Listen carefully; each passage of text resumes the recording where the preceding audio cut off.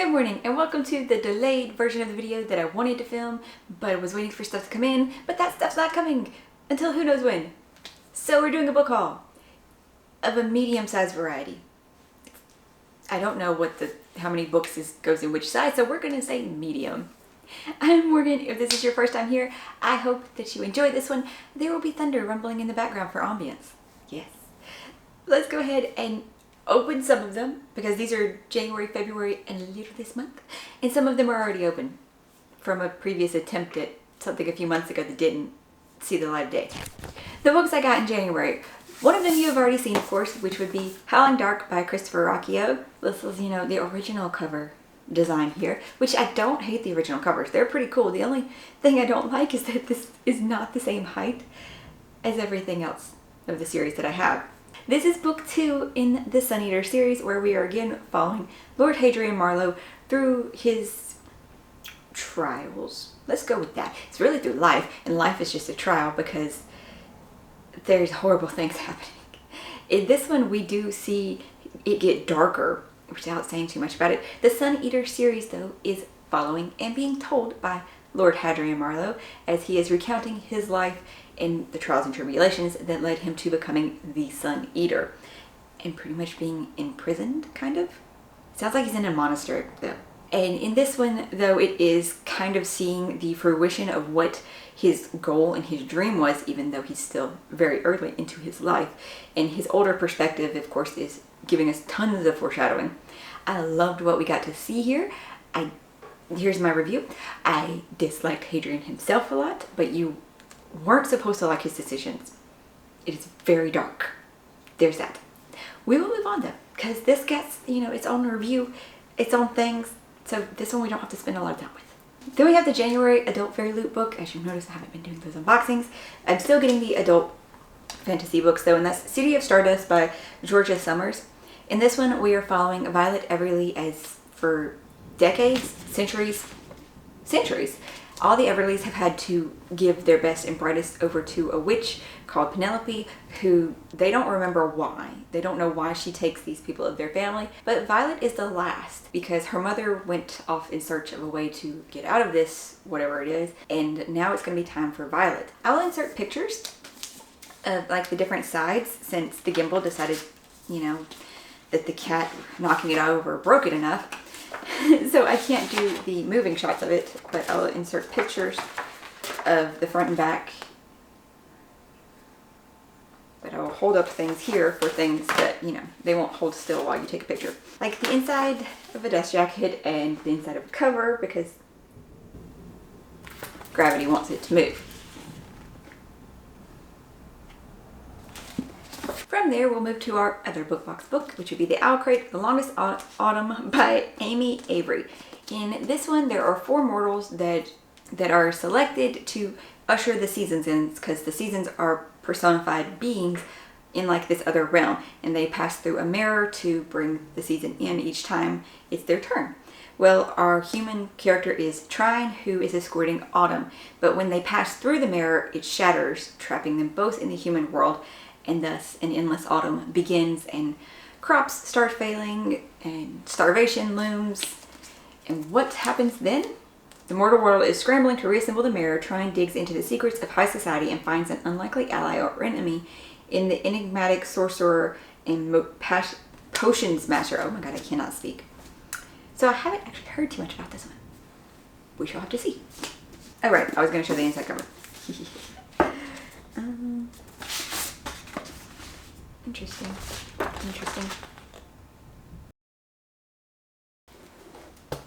Inside cover.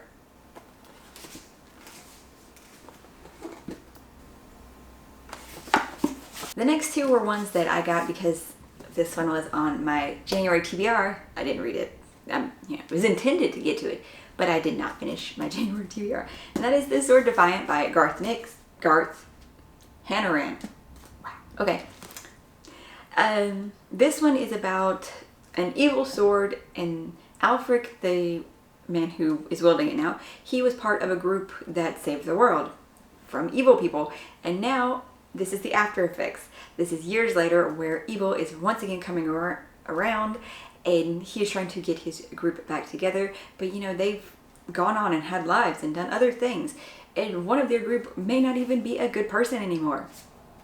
I've heard mixed things about it, actually more negative than good. The sequel though is coming out this year, and it came with a signed bookplate, which was really cool. Actually, I bought this on Pango, and the next one I bought these together, and the seller sent like a lot of things with it. It made me feel really bad that I don't send much things with my books when I sell them. I send normally a bookmark and sometimes stickers if I have stickers that go with the book, like not like came with it but go with the vibe of it, and a thank you note. And I feel like maybe I should send more. I don't know. They sent like a lot of stuff with it, so I don't know. But as I showed you, The Witch King by Martha Wells, I got this from the same person because they had, you know, a discount going on, and I've always intended to get to this one. And it also came with the book plate of the author's signature, and this one is following the murdered Witch King Kai, who awakens after his brain was dormant for a very long time because somebody is trying to steal his powers. The stuff ensues. I don't remember all of it. He can't remember why he was imprisoned or what's changed in the world since his assassination. I've heard decent things about this one, and I intend to read it at some point. I do believe these are all the ones from January. It is questionable though whether or not this one showed up in January or February. I don't really remember it now. This is Demon in White though, also by Christopher Rocchio. It is the third book in the Sun Eater series, and one that I'm supposed to have already started, but I haven't. No. And I have no idea what's going to happen in this one. And I've already kind of talked about the Sun Eater series where we're following Hadrian as he's telling his tale. Okay, it says for almost 100 years though, Hadrian has served the empire. So, more time has passed. Every book and every story even the short stories between the books, it is jumping years at a time. Years and years. So, I'm very excited to get to this chunky book. I need to go find a box cutter now because I forgot to bring it in here. And then we will continue. Got it? Because the rest of the things we have to open all look like this. This is probably the monthly book for February. Yes. Okay. Yes, our February Vikings. Beautiful author letter. So this is not the book I thought we were getting. I thought was getting the other Viking Norse inspired book that came out at the same month. I think the same day. This, I shouldn't be sad, should I? This is A Fate Inked in Blood by Danielle L. Jensen. It is the start of a new series. I don't get it though. This is supposed to be fantasy, and I get that all of their books do lean slightly romantasy, and now they're starting its own romantasy box, right? So will that mean that the adult one will be more regular fantasy? Can I hope for that? Bound in an unwanted marriage, Freya spends her days gutting fish. Freya's dreams abruptly become reality when her husband betrays her to the region's Jarl, landing her in a fight to the death against his son. To survive, Freya is forced to reveal her deepest secret. She possesses a drop of goddess blood, which gives her magic capable of repelling any attack. A magic that was foretold would unite the fractured nation of Scotland beneath a king, the one who controls the Shield Maiden's fate. Okay, so not a reversible dust jacket. Okay. I think most of them are adult ones. No, that one wasn't though.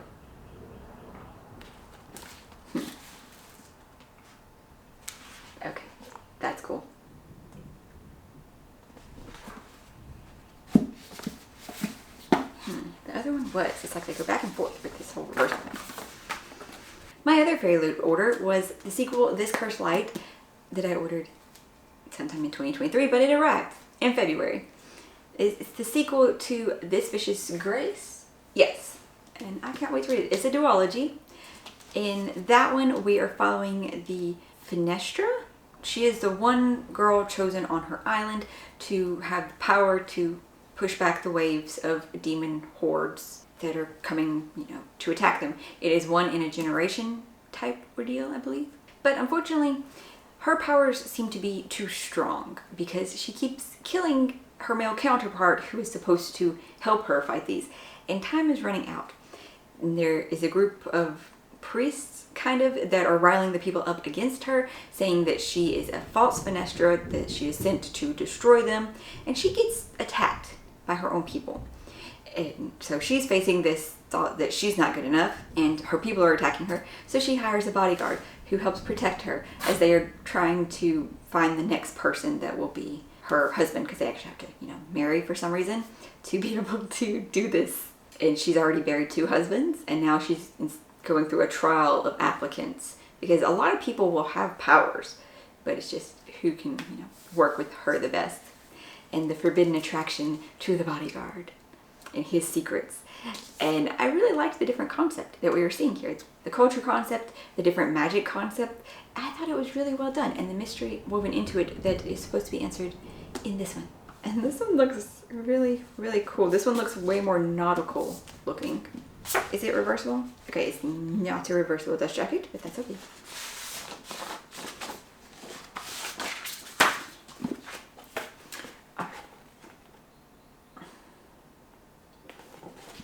Wait, was that just the same picture? That was the same picture. I could have looked. I would have known that. And this jacket has a bubble. How this one's supposed to open exactly. It's got like a perforation on this side, but my sticker is over my perforation, so how does this open? A few moments later. Got it. That was really complicated. And of course, the last one for February had to be the next Sun Eater book. This is book 4, Kingdom of Death, which I will be reading in April. Somehow I will make this fit into a magical readathon prompt, because I have like 4 or 5 books to read in April. If it's just 4, then this one might be okay. But yeah. Book 4. Don't read the... I can't read that. And this is a CLSN. Look at me, I remember the name. Okay. It's mid-March. So far I've only gotten 1 book this month, and outside of my book box books... Hello, Sunshine. Why are you glaring at me like that? I don't think I'm gonna get anything else. Probably, maybe, I don't know. But this is the one I got. It is The Prisoner's Throne by Holly Black. This is the second one in this particular duology, whose name I don't remember. It just says it's a novel of Elfhame. I don't think it's the Stolen Throne duology. It might be. Okay, in this duology, we are following Prince Oak and Princess Surin, Lady Surin, however you want to call her, as it is 7 years, I think, after the Battle of Elfhame, from the end of the first trilogy, the Folk of the Air trilogy. And we are again going into Elfhame. Oak is on a quest and he needs Surin's help to complete it. So he's tracked her down and recruits her to help him in his quest. Secrets are uncovered, of course, and feelings, they're kind of cute. But at the same point, I don't know, Jude and Carden, come on.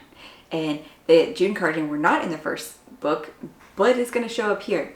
And all of my characters better be okay at the end, because this is an urban fantasy and it takes place a lot in the realm of Elfhame, which sits directly next to the mortal world right off the east coast of America. And this one, though, we do take place in some parts of the mortal world, kind of, or on the continent at least. It's got a map. That is not the map I was talking about. Okay, so the map in this one is just of the Ice Citadel. Tells you where that takes place, I suppose. Now that they are all unpacked and shown off to you, I can actually put them away on the shelves somehow. Space is very limited. I don't know how to do it yet. We'll find out. We'll figure it out. I hope you enjoyed this, though, that I was mildly entertaining and at least you got to look at pretty books. If you did enjoy it, though, you can check out some of my other videos and subscribe if you like our content. We're almost to 700. Yay! Thank you guys so much for being here. I hope you're having an awesome day, finding something great to read. Bye, y'all.